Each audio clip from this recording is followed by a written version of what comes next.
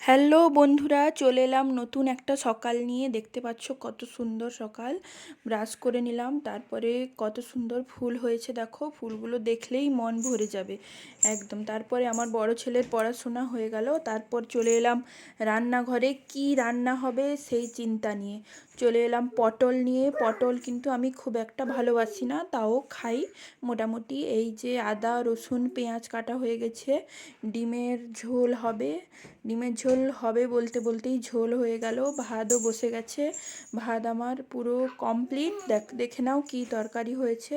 কালকের মাছের টক, আর হয়েছে পটল ভাজা, আর আলু উচ্ছা ভাজা।